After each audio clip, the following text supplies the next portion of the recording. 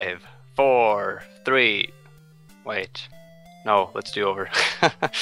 No, I'm kidding. Alright, on 3. 3, 2, 1, go. Alright, so welcome to ShadowGate, everybody. Hope you've enjoyed the marathon so far. As you can see, this is just a basic point-and-click adventure game. Nothing too special about it, really. Oops. But in about 6 or 7 minutes or so, I'm gonna glitch the game pretty badly. Because yeah, this game is it is very glitchy. It just doesn't seem like it from the start. But right at the start, it's very basic. You just collect certain items. I'll explain a little bit later as I get to those items, but for now, just basic stuff. Skip out on the sword, don't really need it.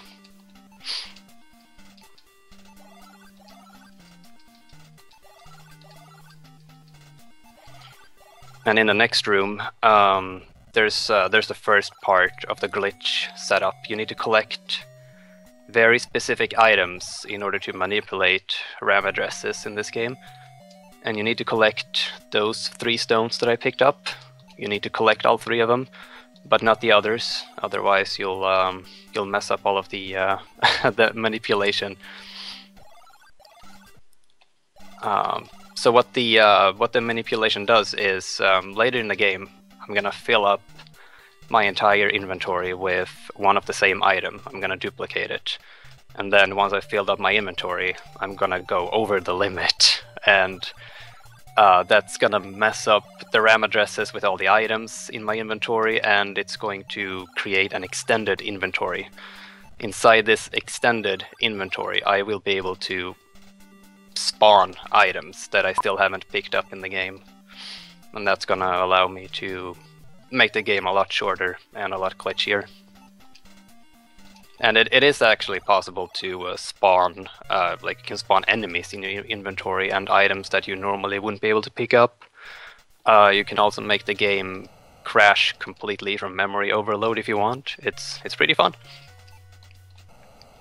I think I was able to spawn a devil in my inventory once. I clicked on it and it killed me. That was fun.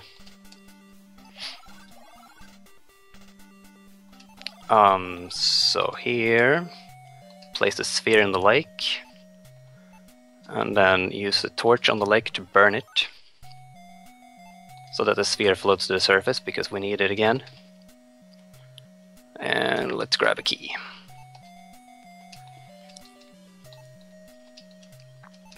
And as you saw just now, my torch is starting to become a little smaller.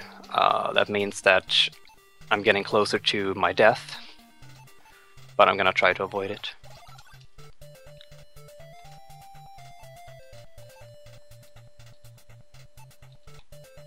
So the way that the torches work in this game is it's not based on an actual timer, it's based on actions instead. Let's see. I tried to burn my arrow. That's not good. There we go. Let's see, take a torch. There goes the music. So 1, 2, 3, 4, 5, and 6. If I do one more action, I'm gonna die. So my last action will be light another torch.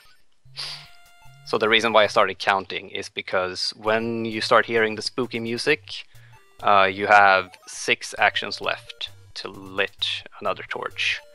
If you don't, you die.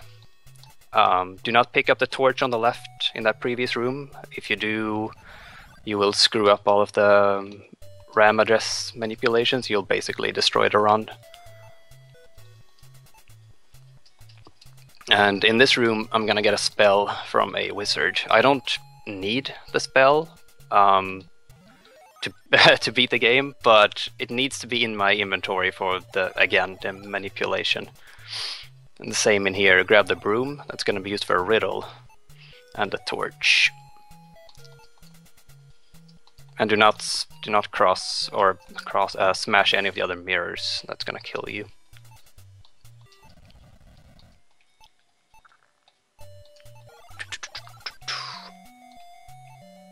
So we're almost out of the first part of the castle, and then gonna move into the second half. Just need this scepter. Interesting thing about the broom. I said that the broom is gonna be used in a riddle, and the riddle is given to you by a Sphinx monster. And when you talk to him, he gives you 1 of 6 riddles chosen at random.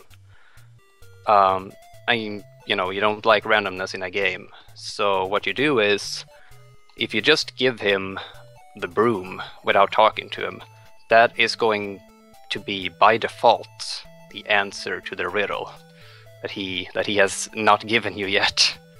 So if you just give him the broom without talking to him, he's gonna say, "Oh, you answered my riddle correctly. Please go ahead. Don't mind me."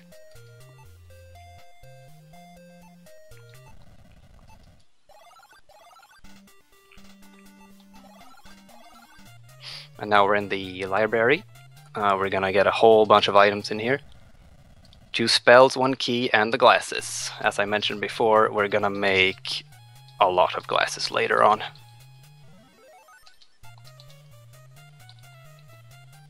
Let's see. Yeah, got it the right order. Order doesn't really matter. The book on that little desk right there, it also gives you a spell that you would normally need to beat the game.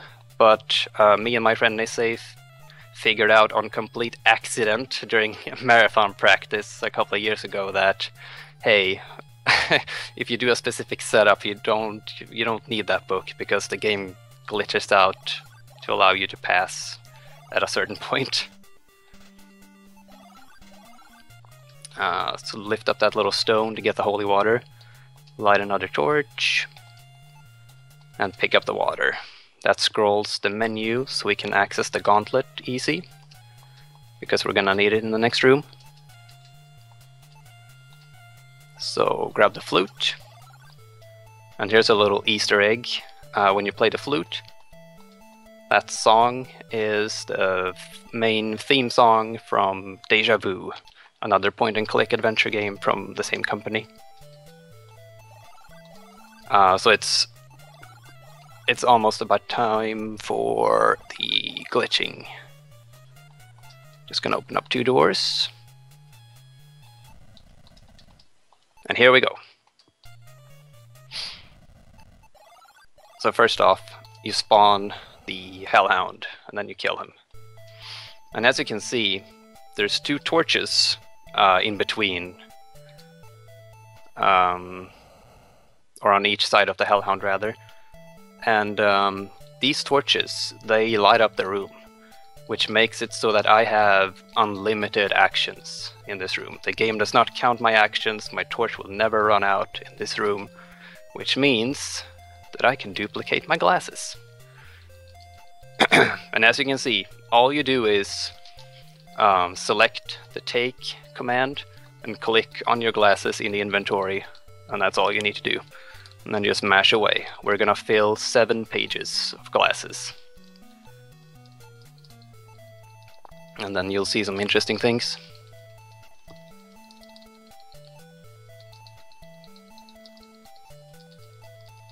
Let's see, I actually lost count, so I'm gonna take it real slow. Oh, here we go.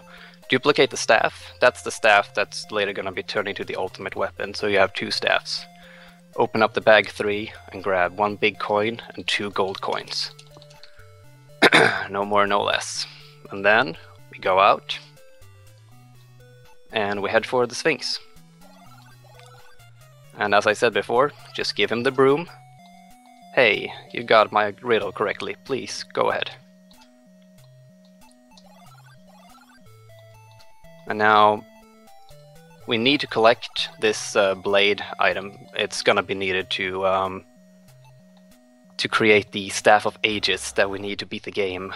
Sadly, it is possible to create the blade inside your inventory, but since that werewolf lady is protecting it, if you try to use the blade anywhere in the castle, she will kill you. So that's why we go and kill her. And oh, look at that, I got a sword in my inventory. Don't need it. And then stop right there. If you overwrite that first torch right there, your run is over. Because this crest needs to be placed in that slot. Otherwise, you can't proceed. And then take this key.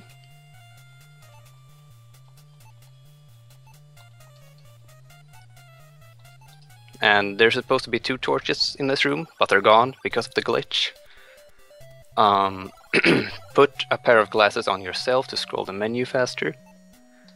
Give the scepter to the king, even though the graphics are glitched up and it looks like he already had a scepter. Still need to give it to him. And it looks like the ring is already in the slot in the wall, but still need to place it. 3 torches missing in this room.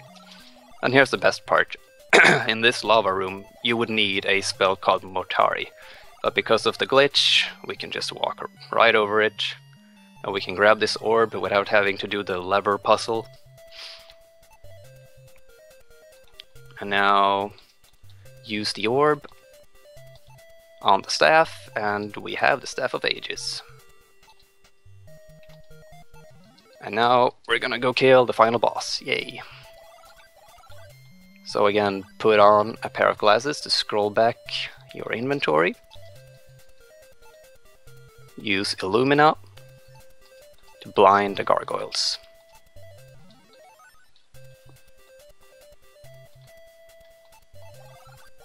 There we go, and then take, because we're gonna duplicate 1 pair of glasses again to scroll the menu.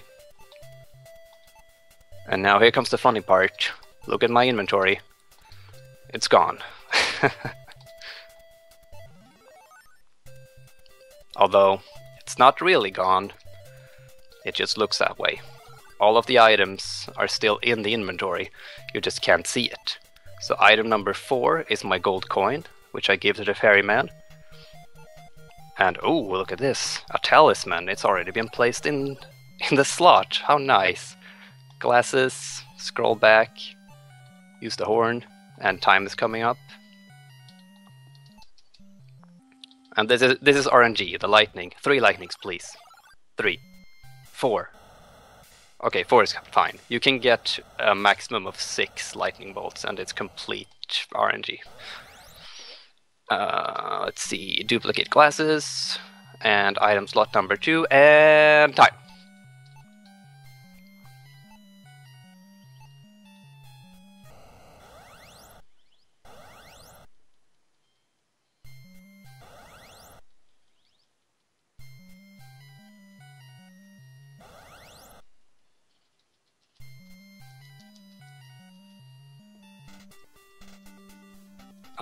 And yeah, that's the run.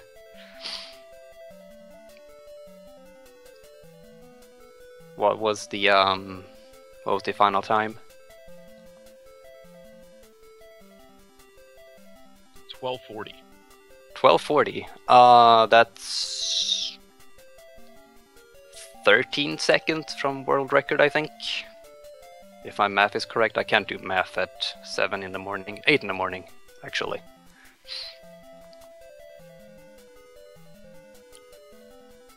Yeah, solid run. It's you you really have to make an effort to mess up in this game, kinda. Not a whole lot else to say. That was a great run. We were loving the commentary. Well, thank you. It was excellent. Yeah, I don't think a lot of people have seen the glasses glitch, so it's always fun to show off. But yeah, if you want to play around with it, just go into one of the rooms that had torches in it and just duplicate your glasses. See what fun items you can spawn in your inventory, or in how many different ways you can make the game crash. You can get some really funny graphics out of it. And yeah, that's it for me, I guess. Well, thank you, Crippe. That was a great run. So we're just going to be getting set up for the next block, which is going to be run by the Koreshi. It's going to be starting off with Jaws, and Ghosts and Goblins, and then Piano. He's going to be followed by Darkwing Duck, playing Rygar. If you haven't seen a Rygar run, it is definitely fun to watch.